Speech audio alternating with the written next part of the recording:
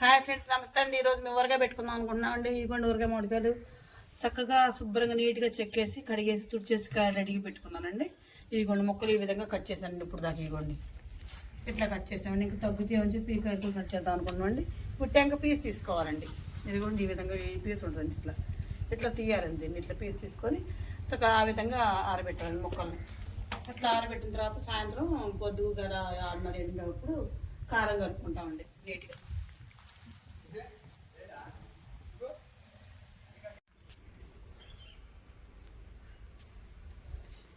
ఇదిగోండి చక్కగా ఉప్పు ఎండబెట్టానండి.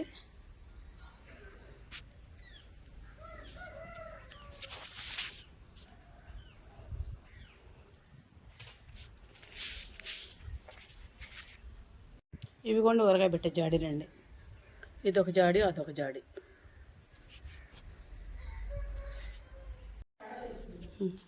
ఇదిగోండి ఊరగాయ కారానికి ముక్కలు చూసారు ఇట్లా కోసుకొని ఈ విధంగా ఎండబెట్టుకున్నామండి.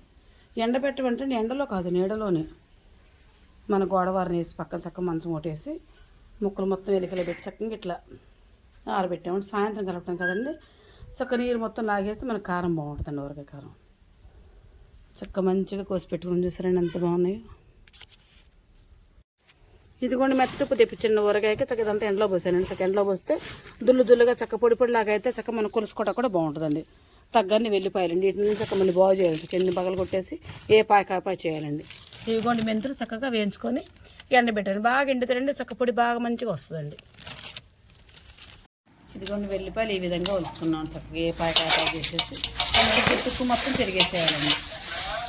చెరిగేసిన తర్వాత అప్పుడు ఎండలో పెట్టుకొని కొంచెం నూనె రాసి ఎండలో పెట్టాక అప్పుడు కారం పెట్టేటప్పుడు చక్క కొంచెం కన్నబింద తొక్కుని కలపాలి.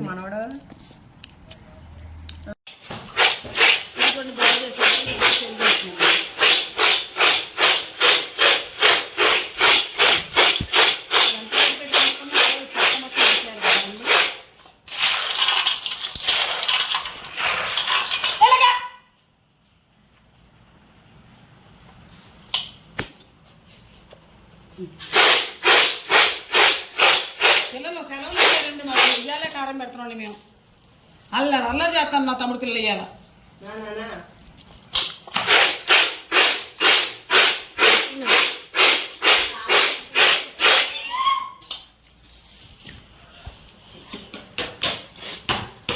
సరేండి ఈ విధంగా చక్కగా బాగు చేసుకున్నాను. ఇంకొక మంచిగా పెట్టుకోవాలి.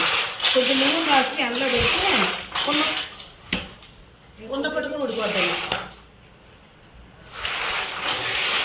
కారం అంటే మహాపనండి. కప్పు ఉడుకొని ఇంట్లో చేత ఉంటుంది. పొద్దు నుంచి ముక్కలు ఊరగాయ ముక్కలు కొబ్బరి ముక్కలు కప్పు చేయడం జరుగుతుందండి.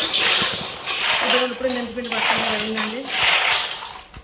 నీటిలో చక్కగా కొంచెం నూనె రాసి ఎండలో పెట్టండి. ఉన్న కాస్త తుక్కు కూడా ఉడిపోద్దండి.